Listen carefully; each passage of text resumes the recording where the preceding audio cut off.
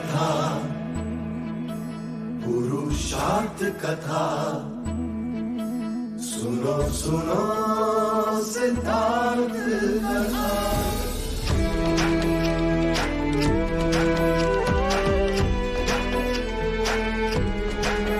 संसार में दुख का कारण क्या, संताप शोक का निवारण क्या। संसार में दुख का कारण क्या, संताप शोक का निवारण क्या।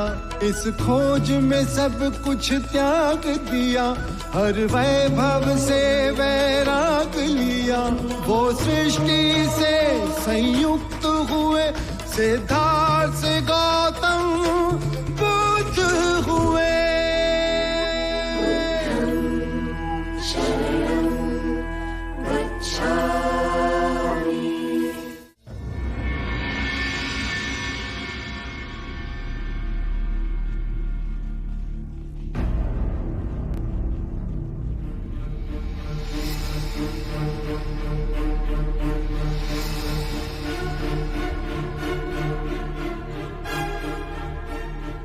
मगध के बलवान सैनिक आत्मसमर्पण कर रहे हैं। यही देखने आप हमें वैशाली से यहां लाए हैं। वैशाली से पराजय के पश्चात सेना का मनोबल गिर चुका था। मुझे लगा आपको देखकर विजय की पिपाशा इनके मन में पुनः जाग उठेगी, पर ये तो विपरीत हो गए। महाराज, इस आपातकाल में हमारे पराजित सैनिक बुद्ध और उनके भिक्षुओं से प्रभावित हो रहे हैं। अब वो शौर्य गाथा नहीं, अहिंसा के गीत गाने लगे। युद्ध करना क्षत्रिय धर्म है, और यदि हमारे सैनिक अपने धर्म से विमुख हुए तो मगध कभी वैशाली पर अपना ध्वज नहीं फहरा पाएगा, और मेरा चक्रवर्ती सम्राट बनने का सपना मिट्टी में मिल जाएगा, जिसके लिए मैंने अपने पिता महाराज बिंबिसार तक को नहीं छोड़ा। महाराज बिंबिसार को भी बुद्ध ने ही पथ भ्रष्ट किया था, तब भी मैंने आपको चिताया था। बुद्ध नाम की आंधी एक दिन समूचे मगध को तहस नहस कर देगी।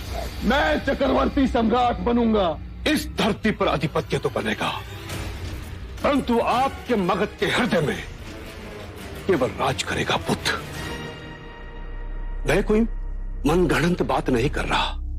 मगध के जन जन ने हमारे धर्म को छोड़कर बुद्ध के मुक्ति के मार्ग को स्वीकार कर लिया है। मुझे खेद के साथ कहना पड़ रहा है, हमारे कई ब्राह्मण भिक्षुक बन चुके हैं। हमारा धर्म संकट में है। समूचा मगध खंडित हो रहा है। वो बुद्ध जो शांति की मूर्ति बनकर बैठा है, इस विध्वंस का रचयिता है वो। मैं उस बुद्ध का शीश काट मगध की दीवार पे लटका दूंगा।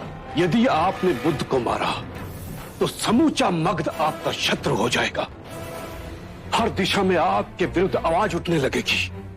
मगध के छोटे छोटे राज्य आपके विरुद्ध सर उठाने लगेंगे, और चक्रवर्ती सम्राट बनने का सपना आपका सदा सदा के लिए चूर हो जाएगा।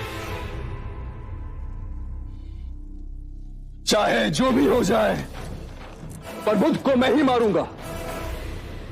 नहीं महाराज, यदि आप ऐसा करेंगे तो यह आपकी बहुत बड़ी भूल होगी।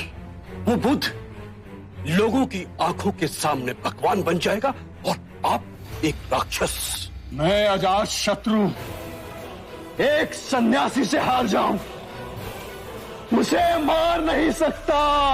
आपको चिंता करने की कोई आवश्यकता नहीं। उसका वध होगा, अवश्य होगा, वो भी आप करेंगे, परंतु इस तलवार से नहीं।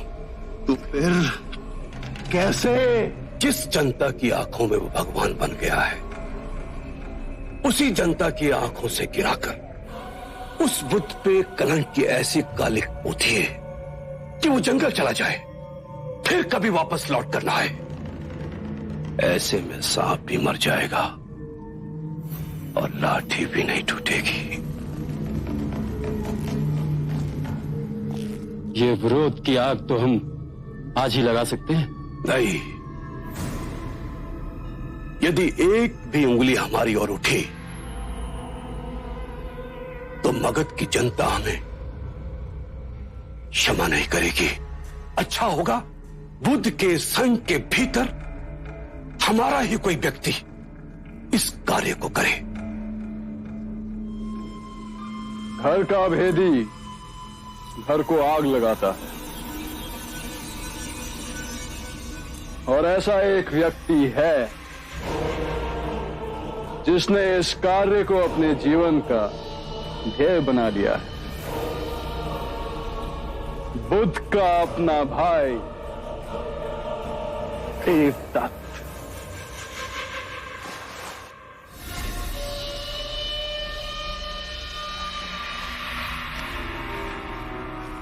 आओ मित्र,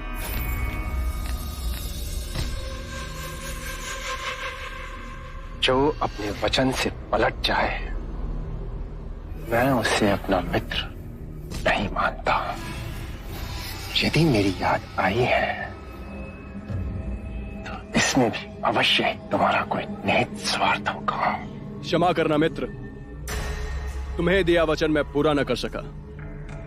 अंतिम बार जब हम मिले थे तो वैशाली पर विजय पताका फहराने का मेरा भूत सर पे सवार था। भूत तुम्हारे सर पे सवार था और उसका मूल्य चुकाया मैंने। कपिलवस्तु का सिंहासन सदा के लिए मुझसे छीन गया।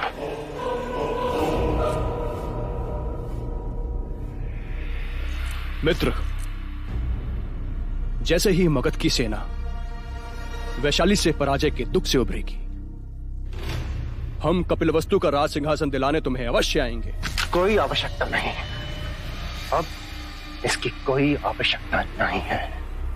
जो अपने वचन से पलट जाए देवदत्त उससे दोबारा सहायता कभी नहीं देता। सहायता लोगे नहीं तो सहायता दोगे तो, और वो भी तब जब हम दोनों का शत्रु एक ही है, गौतम बुद्ध। राजनीतिक विवशताओं के कारण मैं उसे मार नहीं सकता। यदि किसी ने सिद्धार्थ को हाथ भी लगाया तो उससे प्रतिशोध मैं लूंगा। मेरे जीवन का केवल एक ही लक्ष्य है, सिद्धार्थ की हत्या। वो होगी और मेरे ही हाथों होगी। उचित भी है, सिद्धार्थ का वध तुम ही करो, और उसका वध कैसे करना है इसकी योजना हमारे पास है। बस सिद्धार्थ से अपना प्रतिशोध मैं लूंगा, और वो भी अपने तरीके से। और उसके लिए मुझे किसी अजात शत्रु की कोई आवश्यकता नहीं।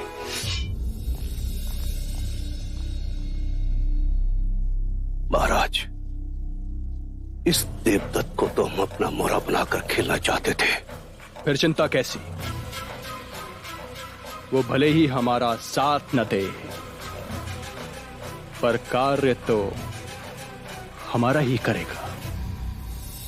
यशोधरा! यशो!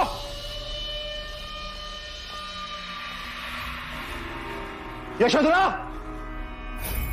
यशो, यशो,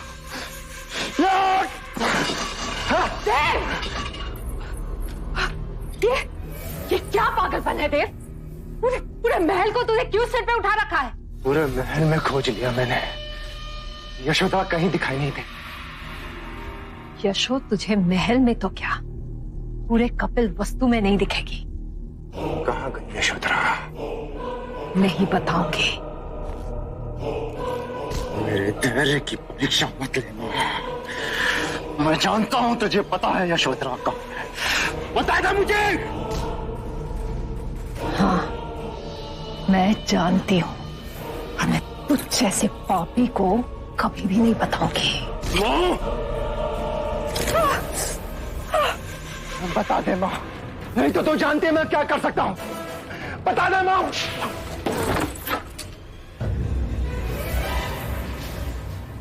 ये क्या कर रहे हैं आप? वही जो तेरे बचपन में करना चाहिए था। तेरी उद्दंडता इतनी बढ़ गई कि तूने अपनी मां पे हाथ उठाया। उठाना पड़ा, उठाना पड़ा। जानते हुए भी ये बता नहीं रही है कि यशोधरा कहाँ है।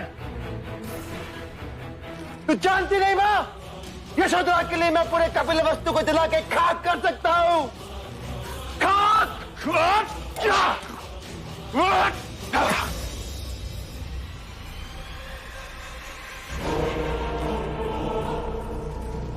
चाहे कुछ भी कर लो, कुछ भी, यशोधरा को मैं पाताल से भी ढूंढ निकालूंगा। तेरा पागलपन इतना बढ़ गया है। हाँ, मैं पागल हूं। मैं पागल हूं। यशोधरा के लिए मैं पागल हूं।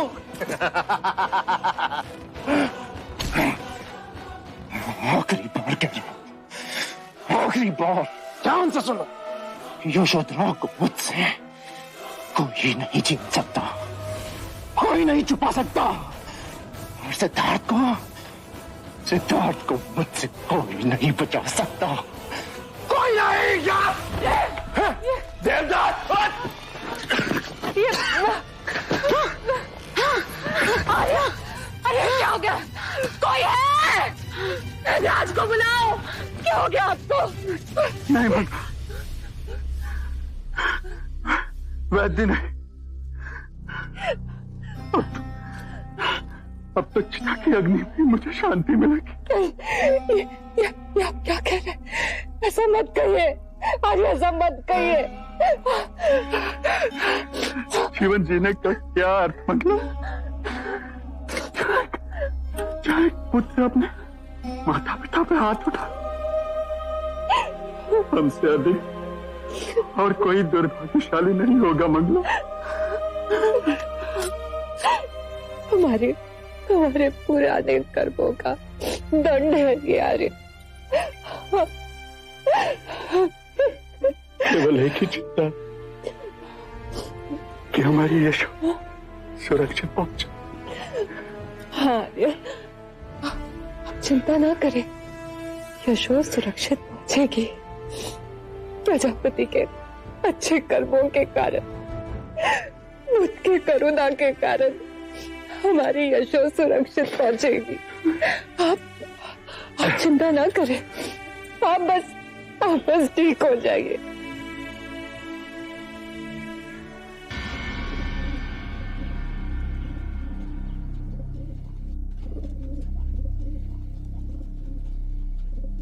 माँ, यदि इन्होंने मुझे भिक्षुनी की भिक्षा नहीं दी तो? यशो, जो विश्वास तुझे कपिल वस्तु से यहाँ तक लाया है, उस विश्वास पर विश्वास रख।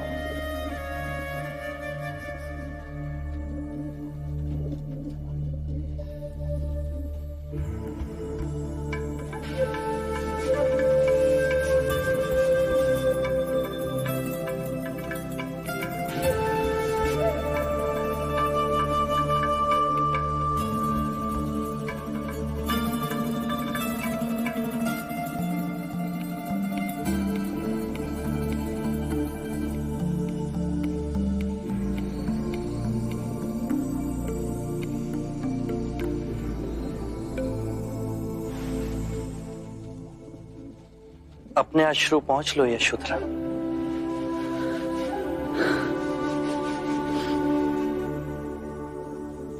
आपके देश को देखकर आंखें भर आई।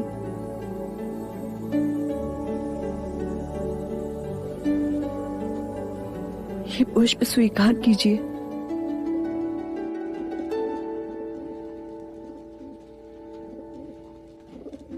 ये पुष्प मुझे कौन दे रहा है? यशोधरा। अभी तो यशोधरा दे रही है।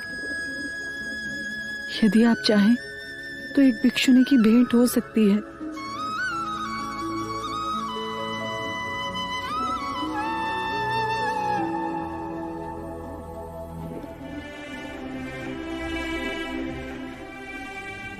मुझे आपसे दीक्षा लेनी है।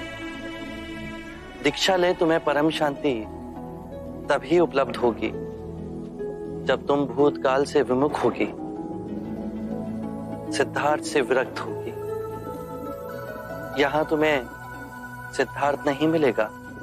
जिसके दर्शन पा मन को शांति मिले उसे भगवान कहते हैं, और जिस पावन स्थान पर जाकर शीश स्वयं झुक जाए उसे तीर्थ स्थान कहते हैं। और जिस मनुष्य को देखकर परमात्मा का स्मरण हो उसे बुद्ध कहते हैं। हे बुद्ध, आपकी साधना का मार्ग मैंने स्वयं चुन यह निर्णय लिया है। भूतकाल स्वप्न था, मेरा यथार्थ आज है, ये क्षण है। आपकी करुणा के उदाहरण ने मुझे बदल दिया। करुणा के द्वारा ही किसी भी जीव की पीड़ा समझी जा सकती है, उसके दुखों को दूर किया जा सकता है। तुम्हारे विचार उत्तम है। विचार जब तक कर्म न बने उनका कोई अर्थ नहीं है। ये आप ही के वचन है। आपने ये भी कहा था कि कितनी भी पुण्य की बातें पढ़ लो, कह लो, किंतु वो जब तक आपके कृत्य में ना हो तब तक उनका कोई लाभ नहीं। तुम्हें दीक्षा मिलेगी। एक अंतिम इच्छा है, यदि आप पूर्ण करें तो मुझे दीक्षा आप दें। आप इन्हें दीक्षा के लिए तैयार करें, मैं स्वयं इन्हें दीक्षा दूंगा।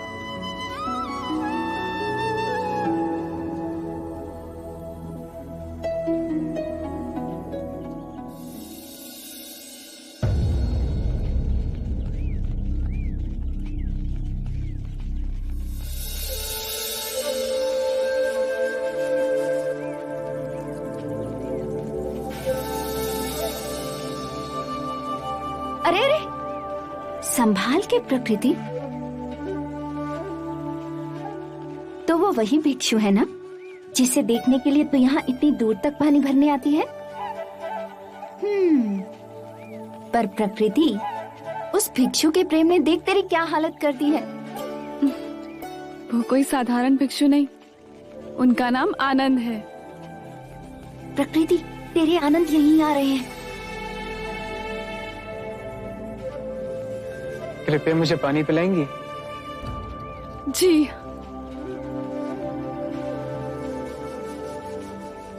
क्या हुआ, आप रुक क्यों गई? मैं नीचे जाती क्यों? मेरे हाथ का पानी अशुद्ध है। मैंने आपसे पानी मांगा, वर्ण या जाति नहीं पूछी। हम भिक्षु वर्ण का तिरस्कार करते हैं। हमारे शाक्यमुनि बुद्ध केवल मानवता और करुणा को मानते हैं। क्या ये संभव है? शाक्यमुनि का मार्ग सरल है, ना ही मंदिर और ना ही दर्शन। हमारी बुद्धि और मन ही हमारा मंदिर है और करुणा ही दर्शन।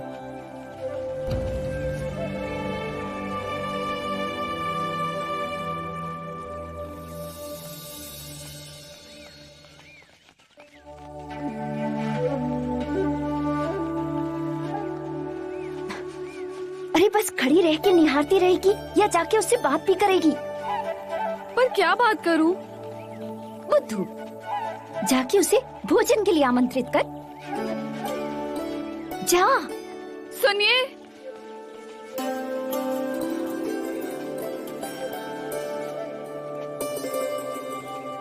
यदि आप वर्ण नहीं मानते तो क्या आप मेरे घर भोजन करने आएंगे? ठीक है, आज तुम्हारे घर से ही भिक्षा ग्रहण करूंगा।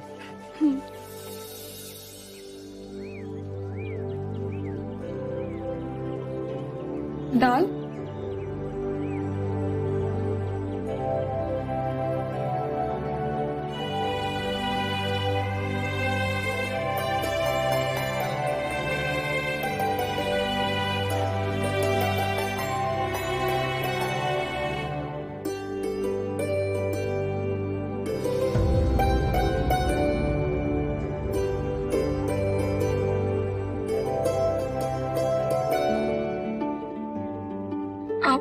चले जाएंगे?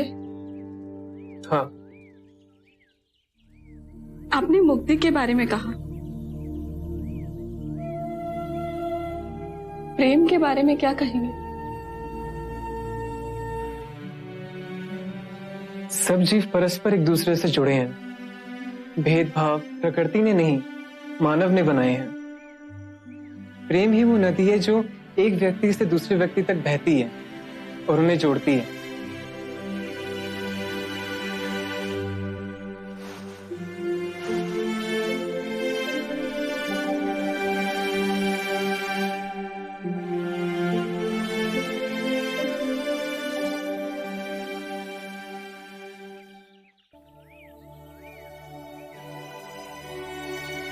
कब से देख रही हूँ, तुझे उस भिक्षु से लगाव तो नहीं हो गया ना?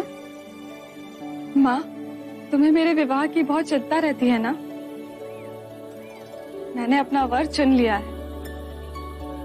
मैं आनंद से ही विवाह करूंगी। बावरी हो गई है तू। वो भिक्षु है, उसने संसार त्याग दिया है। तो क्या हुआ, पुनः सांसारिक हो जाएंगे? ऐसा नहीं होता। तुम चाहो तो ऐसा हो सकता है माँ, ये संभव है। तुम जादू तो ना जानती हो ना? ऐसा कोई मंत्र फेरो कि वो मेरा हो जाए। ऐसा ना कर सको तो मेरा मरा मुंह देखो। प्रकृति, ये तो क्या कह रही है? ठीक है, तू ऐसा कर, उसे एक बार भोजन पे फिर बुला। मैं वशीकरण के दाने बना दूंगी, उसके भोजन में मिलाकर उसे खिला देना, और फिर जो मैं कहूं वही करना, और फिर देखना बुद्ध का वो भिक्षु सदा के लिए तेरा हो जाएगा। या भगवती भिक्षाम देहि।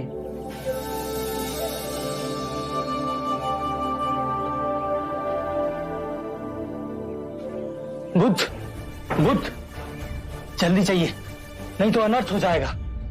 अहिंसक को लोग मार रहे हैं। मारो, मारो, मारो, मारो, मारो इसको, उंगली मार, अपने आप को भिक्षु का चोला पहन भिक्षु समझता है। मारो जब तक इसकी प्राण नहीं निकल जाती।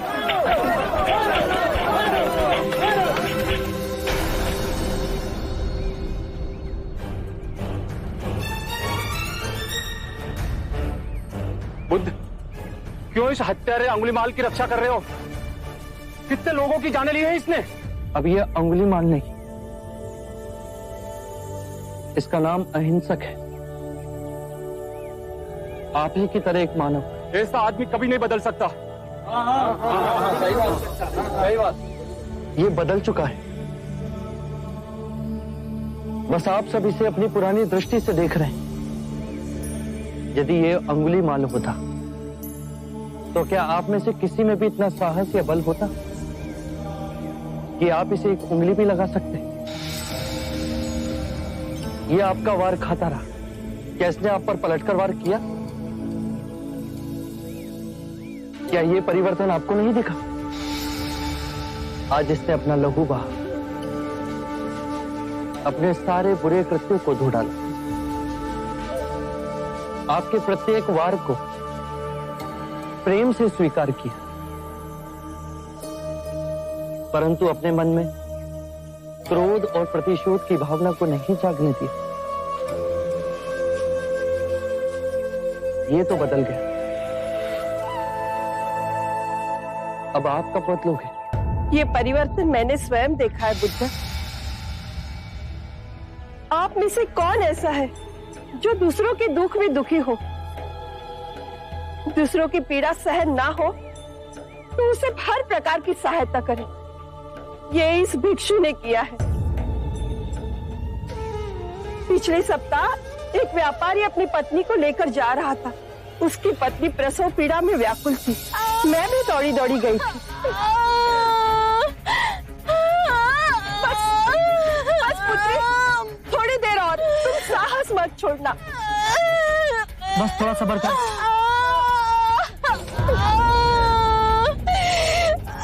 ये कैसे चित? हे प्रभु, इस घने वन में कौन हमारी सहायता करेगा?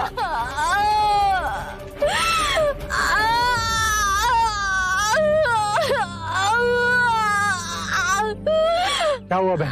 इस स्त्री को प्रसव पीड़ा उठी है और इस घने वन में हम कुछ भी नहीं कर पा रहे। कब तक ये कष्ट भोगेगी? कहीं इसके और इसके बच्चे के प्राण न चले जाए। ऐसा नहीं होगा, मैं स्वयं अपने गुरु के पास जाऊंगा, तो अवश्य मार्ग बताएंगे। शीघ्र ही आइए। व्यथित हो अहिंसक मेरे समक्ष आए और मेरे पैरों में गिरकर रोने लगा। शक्यमुनि, एक स्त्री गहन प्रसव पीड़ा में, उन्हें कुछ हो गया तो आप ही कुछ ऐसा मार्ग बताइए जिससे मैं उन दोनों की रक्षा कर सकूं। दौड़ के जाओ और उससे कहो, बहन, जिस दिन से मेरा जन्म हुआ है मैंने जानबूझकर किसी भी प्राणी को कष्ट नहीं पहुंचाया, हानि नहीं पहुंचाई। मेरे सत्कर्म तुम्हारा सुरक्षा कवच बने, आपकी और आपके शिशु की रक्षा करें। ये तो झूठ होगा प्रभु। सत्य तो ये है कि मैंने आज तक बहुत से प्राणियों को कष्ट पहुंचाया है। अगर मैंने ऐसा कहा तो वो माता और शिशु तुरंत ही प्राण त्याग देंगे। तो तुरंत जाओ और स्त्री से कहो कि जिस दिन से मेरा धर्म में पुनर्जन्म हुआ है उस दिन से मैंने किसी भी प्राणी को कष्ट नहीं पहुंचाया, हानि नहीं पहुंचाई। मेरे सत्कर्म आपका सुरक्षा कवच बने और आपकी और आपके शिशु की रक्षा करें। मेरे निम्न सत्कर्म उन्हें बचा लेंगे? अवश्य। ये तुम्हारी अपनी कमाई है, या तो इसे तुम स्वयं के लिए बचा के रखो या किसी पराये के लिए त्याग कर दो। अपने कमाए सत्कर्म को किसी पराये पर न्योछावर करने के लिए अहिंसक ने एक क्षण नहीं सोचा। धीरज, हे भगवान, सहायता कर हमारी। थोड़ी देर और बच्चा। बस पुत्री। बहन, जिस क्षण से मैं भिक्षु बना उसके पश्चात मैंने कोई ऐसे कर्म नहीं किए जिससे कोई प्राणी को हानि पहुंचे या कोई कष्ट पहुंचे। मेरे सत्य कर्म आपके लिए सुरक्षा कवच बने, आप दोनों की रक्षा करें।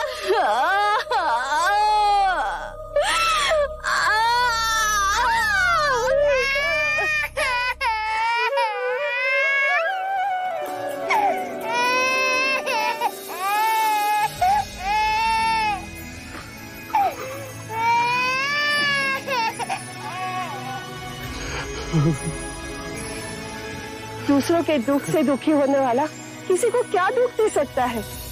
यदि ये मन का सच्चा न होता तो वो स्त्री कब के अपने प्राण त्याग चुकी होती।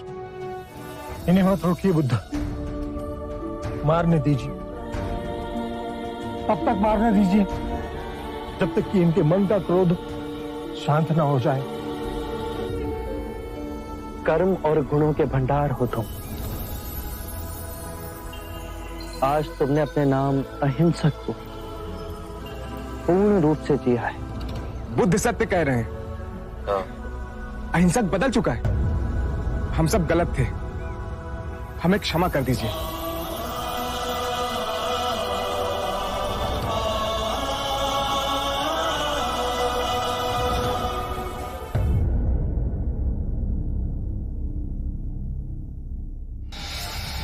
मैं वशीकरण के दाने बना दूंगी, उसके भोजन में मिलाकर उसे खिला देंगे।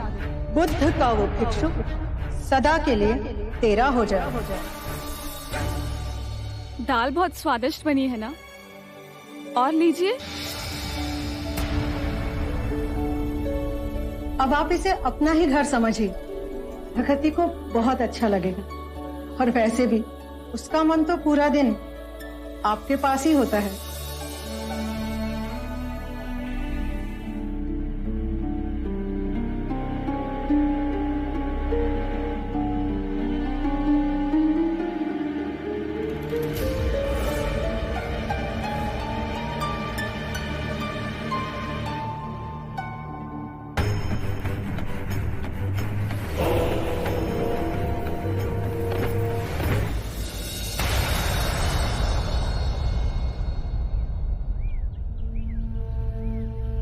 सरीपुत,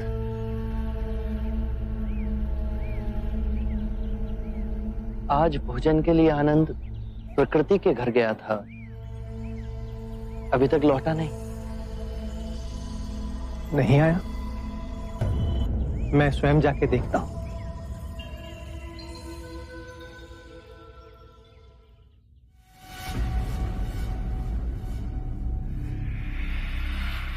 ये ले, अब तू इससे गंधर्व विवाह कर ले, फिर ये भिक्षु संसारी हो जाएगा। और जल्दी कर, मेरे वशीकरण के दानों का प्रभाव रहते तू ये विवाह कर ले।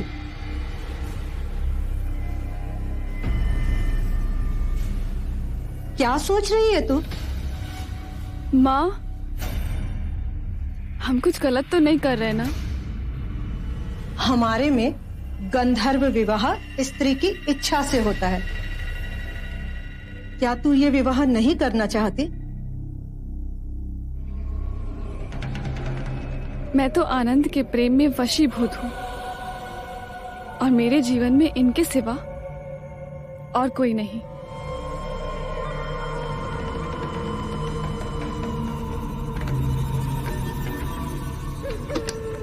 मन तो दे ही दिया है, अब मेरे तन पर भी केवल आपका अधिकार है।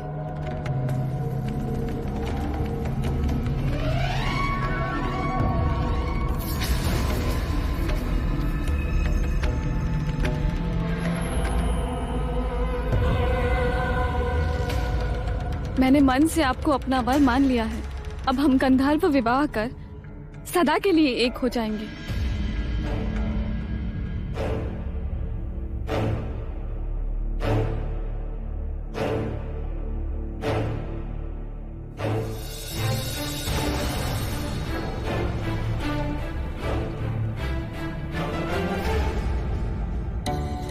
क्षण भंगुर सुख हमारी संपदा को लूट लेता है। ऐसी संपदा जिसका नाम परम शांति है। एक बार ऐसे सुख का लालच मात्र भी हमारे मन में आया तो ये जड़ पकड़ लेता है। फिर हम दुख और सुख की नदी में तिनके की तरह बहने लगते हैं। यदि ऐसा क्षण आए तो क्या करना चाहिए बुद्ध? ऐसे समय में केवल अपनी सांसों पे ध्यान धरो। धीरे धीरे अपनी सांस अंदर लो, शांति से भर जाओ और फिर धीरे धीरे अपनी सांसों को छोड़ो परम शांति से।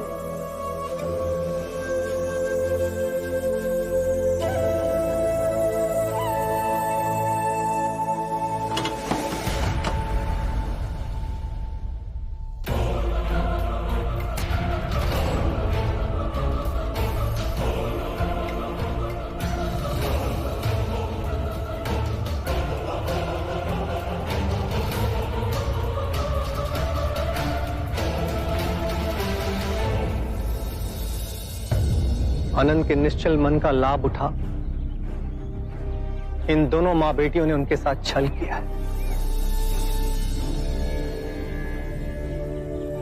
प्रकृति, तुम आनंद से बहुत प्रेम करती हो ना? अपने प्राणों से भी अधिक। ऐसी क्या विशेषता है आनंद की जिसने तुम्हें इतना मोहित किया? सब कुछ। उनकी आंखें, उनकी नाक, उनके होठ, उनकी चाल, उनकी वाणी, सब कुछ। मैं उन्हें हर रूप में प्रेम करती हूँ। आनंद में रूप और गुण तो हैं ही, किसी को भी रिझा सकते हैं। क्या तुमने उसका प्रेम से भरा हृदय देखा? जानती हो आनंद सर्वाधिक प्रेम किससे करता है? मुझसे तो नहीं। यही तुम चूक गई। आनंद तुमसे भी प्रेम करता है, परंतु उसके प्रेम की व्याख्या वो नहीं जो तुम समझती हो। आनंद स्वतंत्र है, मुक्त है। उसका प्रेम बहुत गहरा है। वो समस्त मानव जाति से प्रेम करता है और ये चेष्टा करता है कि समस्त मानव उस प्रेम के मार्ग पर चल सकें। उसका प्रेम उसे जलाता या दुखाता नहीं है, जिस तरह तुम्हारा प्रेम तुम्हें जलाता है। यदि तुम आनंद से सच्चा प्रेम करती हो तो तुम समझोगी, उसके प्रेम में कभी बाधक नहीं बनोगी, अपितु उसके प्रेम को ऊंचाइयों तक ले जाने की चेष्टा करोगी।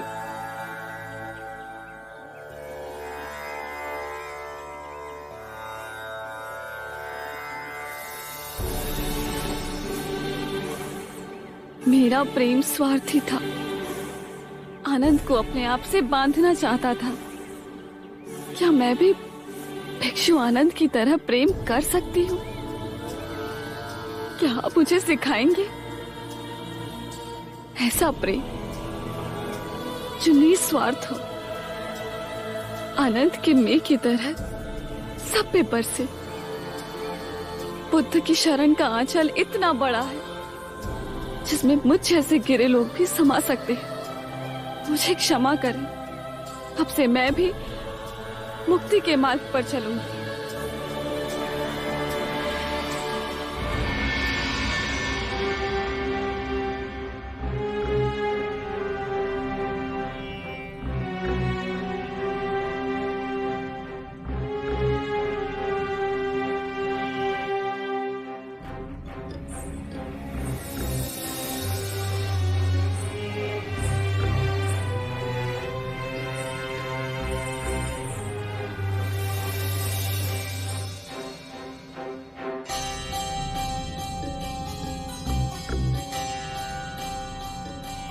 मेरे प्राणों से प्रिय वल्लभ, देखो आम्रपाली, तुम्हारा वल्लभ आया है।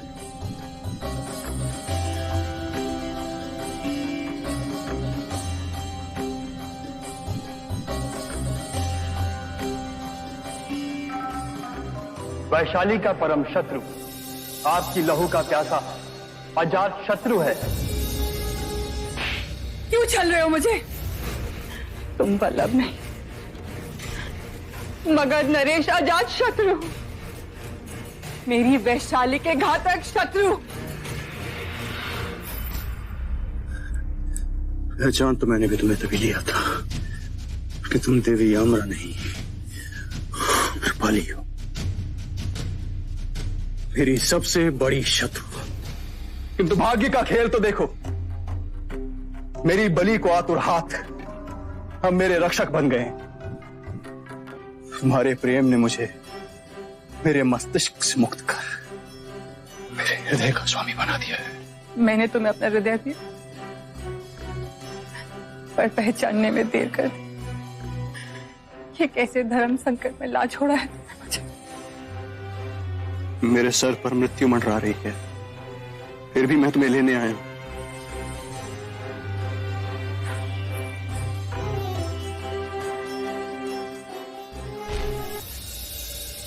मैं महान योद्धा मगध नरेश अजात शत्रु तुमसे अपने प्रेम की भीख मांग रहा।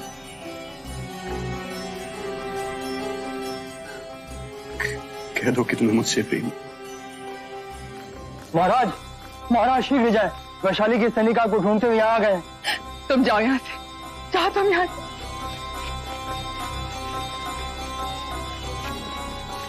जाए महाराज, शीघ्र करें। हम कह दो कि तुम्हें मुझसे प्रेम नहीं। जाओ यहाँ से तुम, इससे पहले कि कोई तुम्हें देख ले।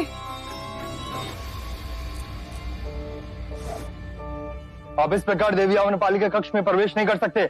हमारे गुप्तचरों ने अजात शत्रु को यहाँ आते हुए देखा है। महल की छानबीन के बिना हम कहीं नहीं जाएंगे। मैं आम्रपाली, वैशाली की नगरवधू। अगर मेरी आज्ञा के बिना आप मेरे कक्ष में आए तो सोच लीजिए, यदि अजात शत्रु आपको यहाँ ना मिला तो आप जो दंड भोगेंगे। इस समय हम आपके बात को मान लेते हैं, पर अजात शत्रु यहीं कहीं छुपा है।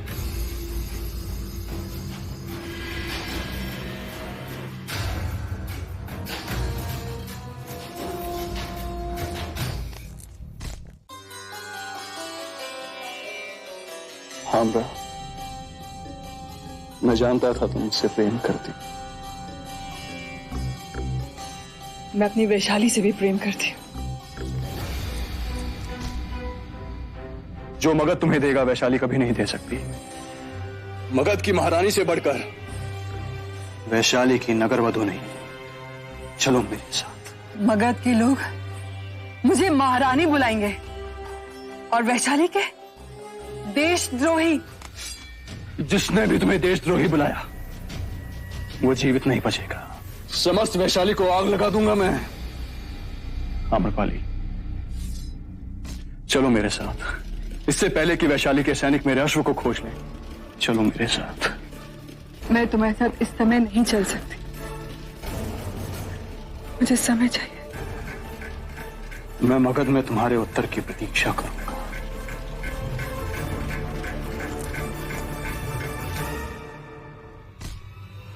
किंतु ज्ञात रहे कि जब मुझे तुमसे घृणा थी तब मैंने वैशाली पर आक्रमण किया।